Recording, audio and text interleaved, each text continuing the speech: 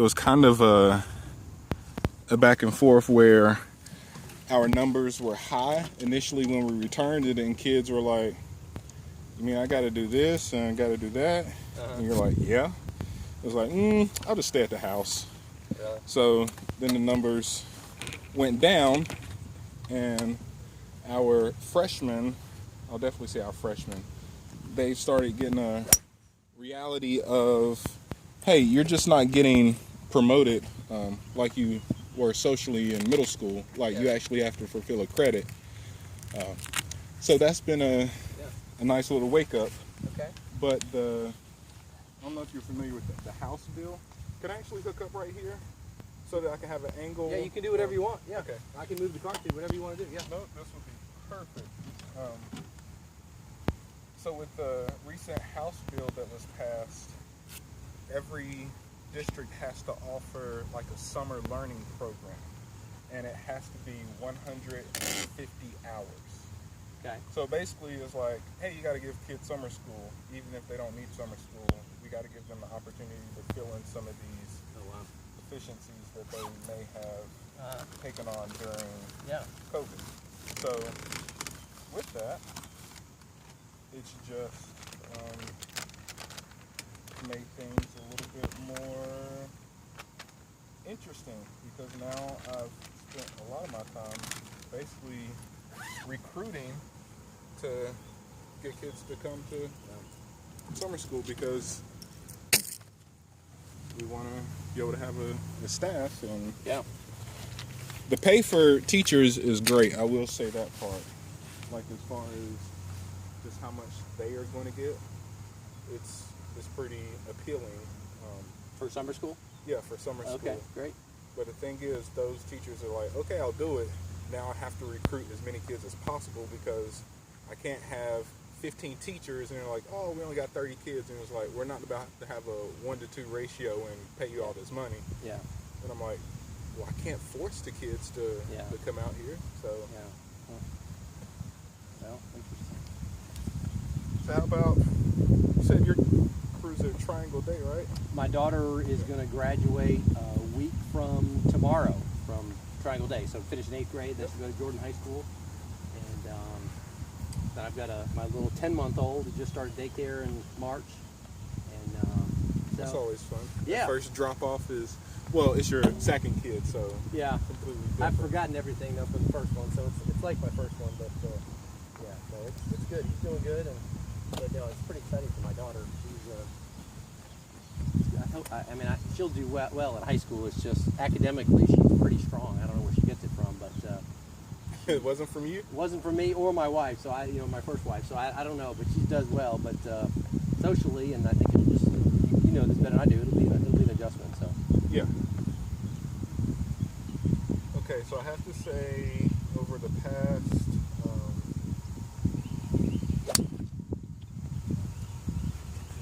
3 months, I have basically eliminated my 3-wood and 5-wood from the bag. And if there's a long shot, then I just go with my 5-iron and try to cover as much as I possibly can. Okay.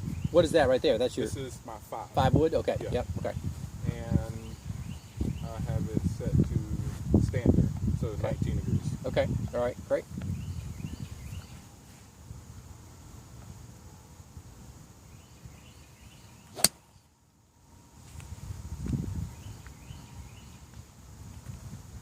Don't hit it well.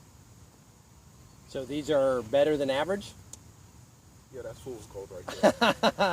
I'll go ahead and put that out. Okay. That's fool's all right. Gold.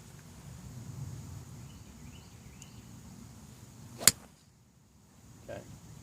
So the contacts are really good, and for whatever reason, things always work in series. And like today, all the lessons I've been teaching, we've been talking about longer shots, fairway metals, driver, long irons, and talking about how much, or in reality, how little ground contact we want when we're hitting these shots, Joshua. So those last 2 or 3, the direction might be a little bit more left or right than we wanted, but the contact and the matted ground contact, which is little to none, is really good. So that club's not coming down too steep and making a big descending blow into the ground. We're swinging it, and it's more sweeping, and that club's doing a good job, nice and shallow, and it's doing a great job.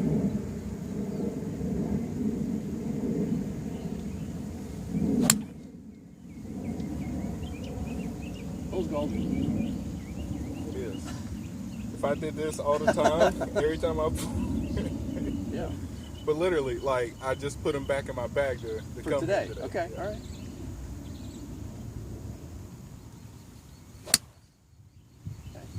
All right. So again, contact's great. The club's not coming down too steep. It's swinging on a nice shallow path. Now the club face is a little open, so from the top of the swing down, if I take my 5 wood and I swing this thing from the top of the swing down, if it gets open, you know, logo on my glove, my wristwatch, whatever it is, it's pointing, club face is pointing to the right. So from the top of the swing down, I'm trying to get a feeling of these arms, elbow joints releasing, and the club face releasing and rotating a little bit. Not from sheer brute force, but just from rotation. So I think we've done this before, but a great drill is just to put the ball down and get set up to it, and then bring it up to the top of the backswing, and in slow motion bring it down and show me what it looks like at impact. And it should be kind of square like this. If it's open, obviously it's going to go to the right. So bring it down, and we want to see that thing, and in your case, we want to see it almost feel like it's overcooking. Now I can feel all that pressure in that right arm, which is causing the club to sort of stay open. So we want to feel that as it gets to impact, you want to feel over rotation, and that will get the ball to go straighter. So I promise you, now part of my setup drill is as I'm here, I do this shake right here, like loosen my arms. Good. So that's something that I've started coaching myself on. Great. With that. Good for you. That's awesome.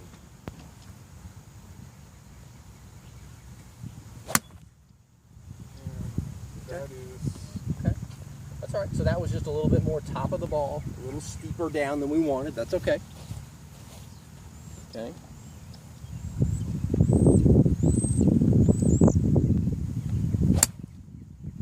Okay. All right.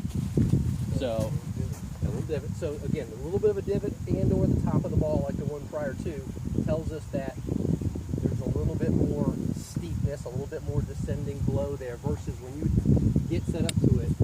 If I was to get over here on this side, I won't hit anything, but just sort of let you know, we talked about this with the driver before. When you set up to it, you really want to feel that lead shoulder up in the air, the lead hips a little bit up in the air, the right hips lower, the right shoulders lower, and I'm going to catch this ball, you're going to catch this ball slightly on the way up, thinking about the big circle around the swing. I'm not catching this ball on the way down because there's not enough loft. I'm going to hit it low or the top of the ball. I want to catch this ball slightly on the way up. A nice shallow path, just like you do with those first 4 or 5 or 5 or 6.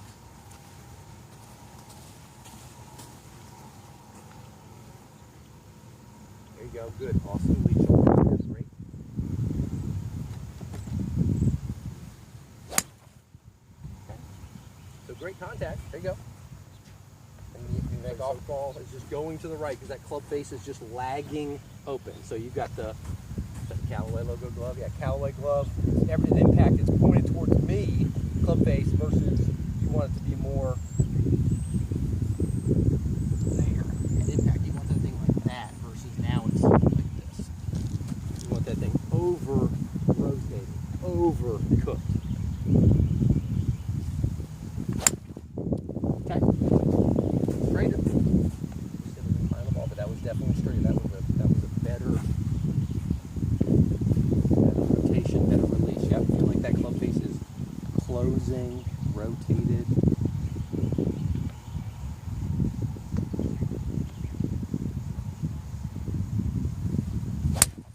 Yes, much better. How'd you do that? How did I do that? Yeah. If you don't know, that's okay. I'll tell I you. mean, I felt like I had everything in the setup as far as like my shoulder had the tilt to it. Yep. I was working myself so that I was really emphasizing the closing part. Yep. Because again, the contact was good and the club face was squarer because it went straighter. That's awesome. Oh, Joshua, look at that. Oh my gosh. I don't ever do that Until now. until now. Until now. That's like that was your best one yet. Yes. Good job. Awesome.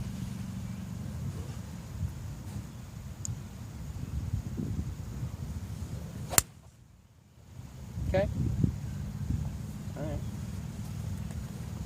How was that one?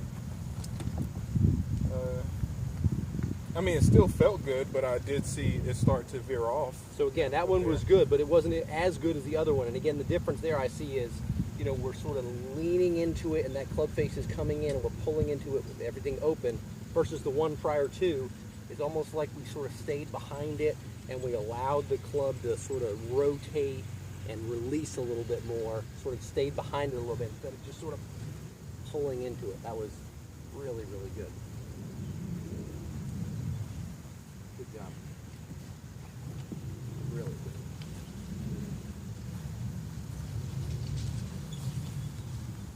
Good.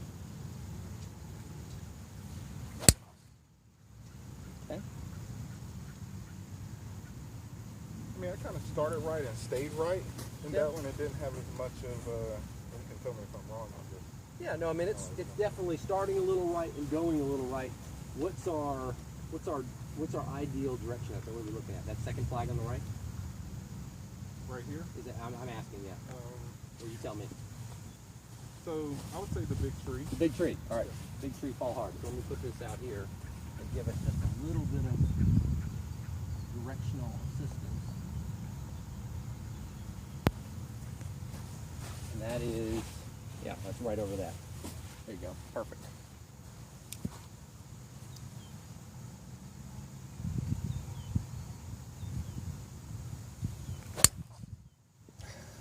Oh man. How was that? Don't feel like the same person. I know. That was awesome. And again, you know, we hit one or two where we had a little steepness and a little bit of ground contact there on the top of the ball, but all the rest of them really shallow, really good, which is what we're looking for with a longer club. 5 metal, 3 metal, hybrids, driver, whatever it is. So that's really good job for you. Soften up that right arm is definitely helping.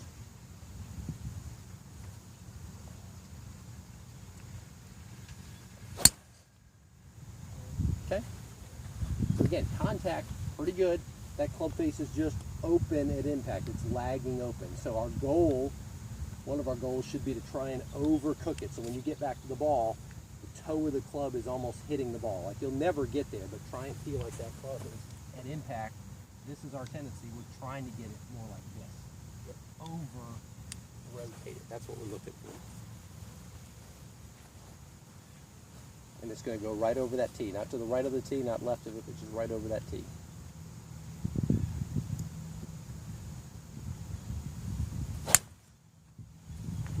Okay. Better? Yeah, even better.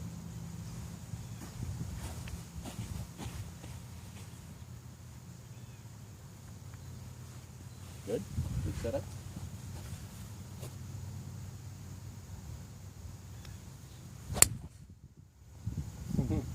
Look at that. Holy, Yeah, I mean, in a way, yeah, I mean, you did, yeah, just pull it just a hair left. But I'm not going to complain. no, and you tell me how you feel about it, but I think, I don't know if you practice with something on the ground, but having a little bit of a visual alignment, kinesthetic help there. I have alignment sticks. Yeah. So if you use something that's helpful, I mean, you can just put a tee down. You can use an alignment stick, but you know, something on that directional line just to give us a little frame of reference, especially, you know, when we're hitting the ball. If the ball's going a little bit left to right, in your case, right more than not, you know, just to give us a little bit of help to visually see that club face go down the line, and then we're going to get the club face square room. Yep.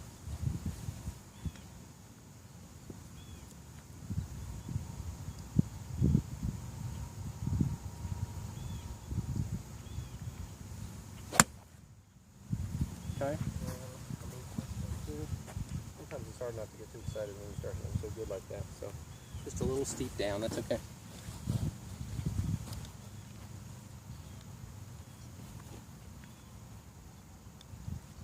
Good.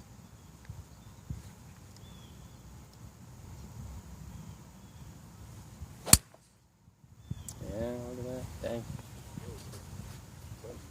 I'm not going to complain about the Oh, contact. that's good. Again, the contact rate, I mean, you're just blistering it off the ground here. That's great.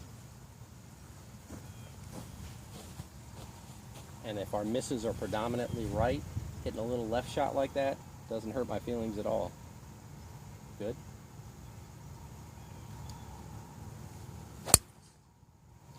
And that's the best one.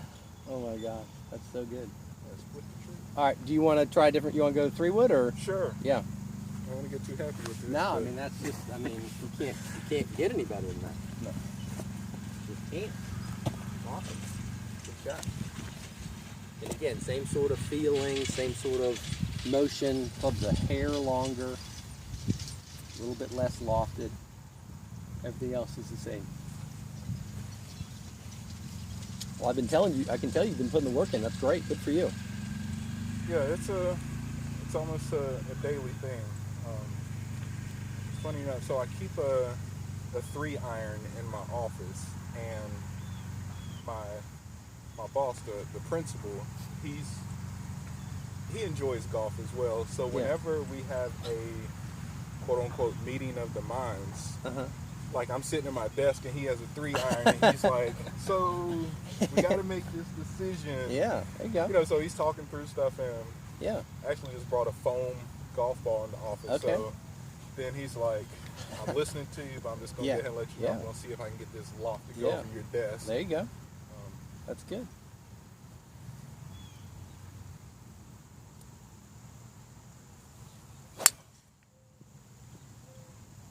Okay. Still doing right. That was good for right now. Yep. A little bit more right than we want.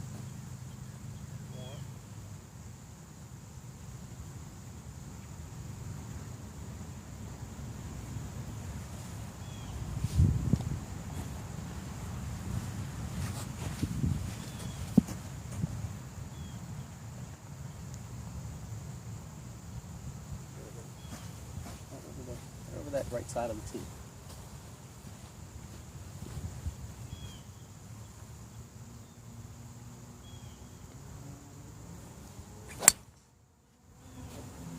Right foot slipped a little bit.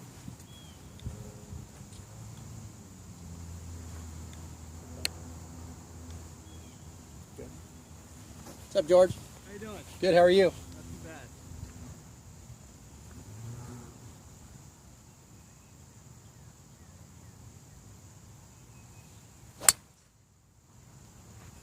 Okay. All right. So those last 3 or 4, 2 or 3, again, that club is coming in like this from the top of the swing down. See if you can get that thing to rotate, soften up those arms, release a little bit, sort of stay behind it versus coming in and the arms are lagging behind, whether that be from grip pressure, tension, or speed, but trying to get those forearms to rotate, release that club a little bit more, a little exaggeratedly so, get that Callaway logo to disappear on that glove. You know, right now at impact, you can almost see it at impact on your phone there on the cart. You want to get that thing to release and rotate to the left and disappear.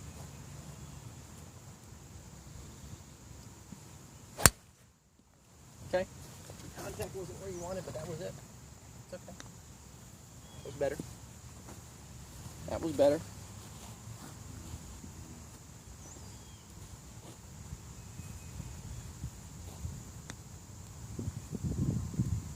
Good.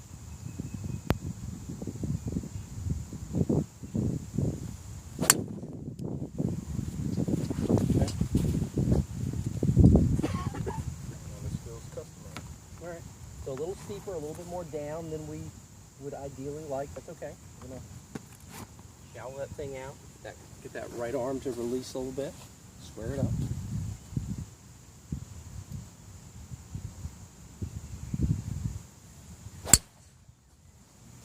Okay. So again, at impact there, from your angle, at impact there, everything is here. Everything's open and going this way. We want to flip the script and let everything rotate and really feel those forearms and the logo on that left glove disappear and move to the left a little bit. Not that far off at all. Good.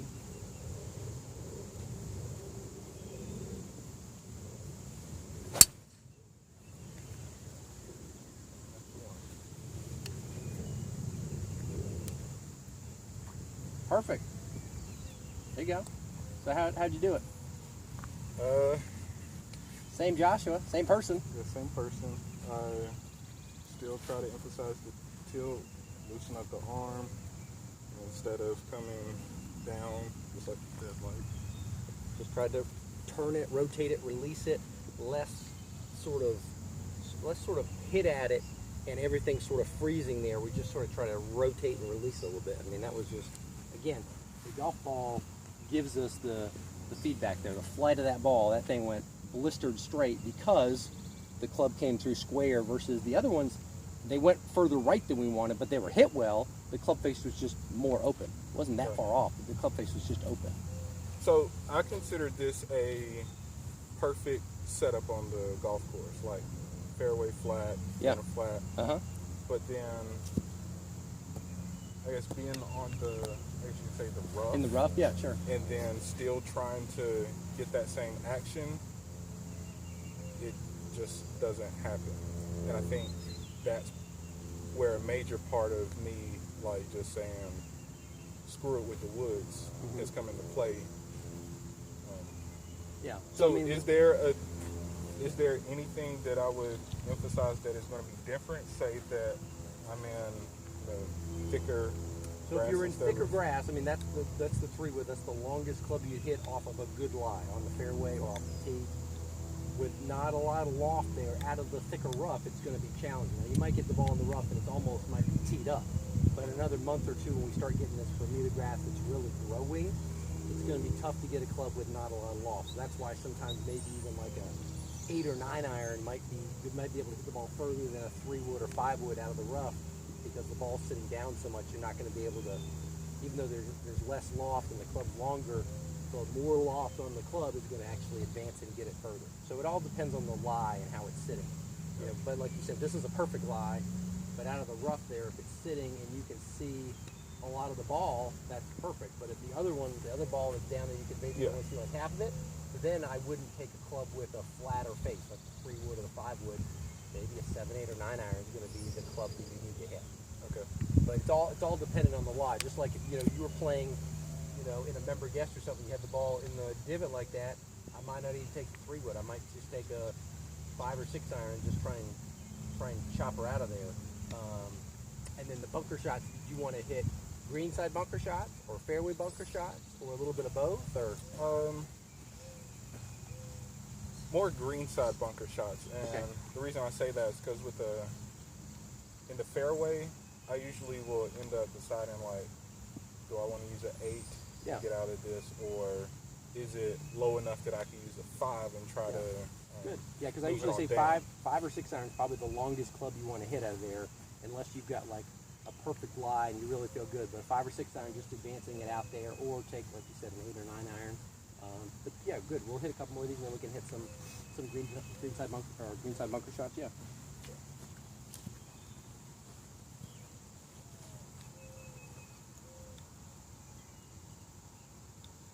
Good.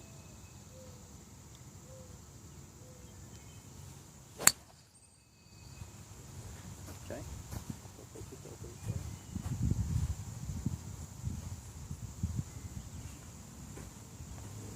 Less open, more square or closed. Rotate that club, release that club.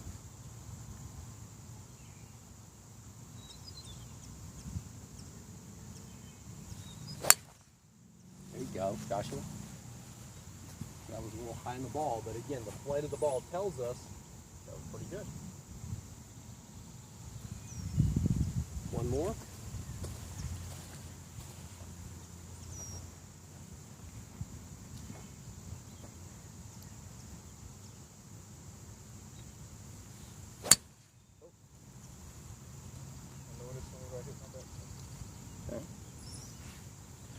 So that one there, when you watch that one on video, when you swung that one, everything was here. It was all right there versus the ones before was just through. When you get done, the club, the body, the release of the club is more there. So that one there, everything sort of just finished to the right, and that ball went to the right.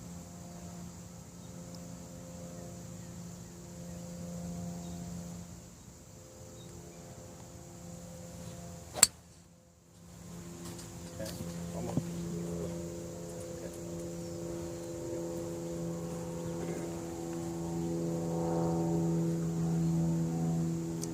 rotate that club, get that thing releasing.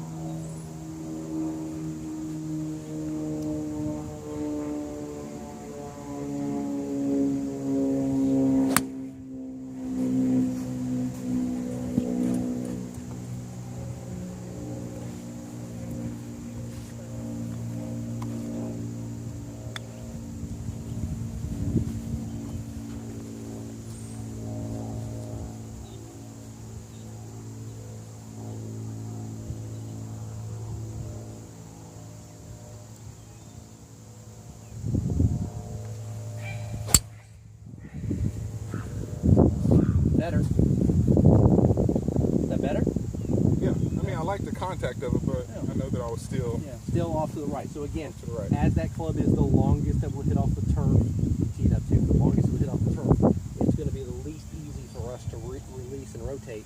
We've got to feel that club turning more. So, you know, you hit a 7-iron, you hit a 3-wood, you hit a 5-wood.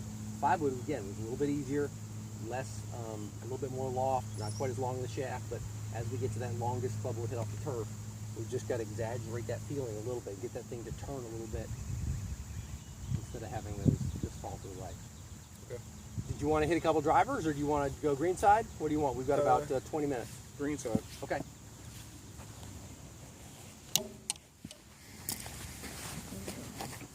Do you want to bring your media center, or do you want to leave that here? I can bring it.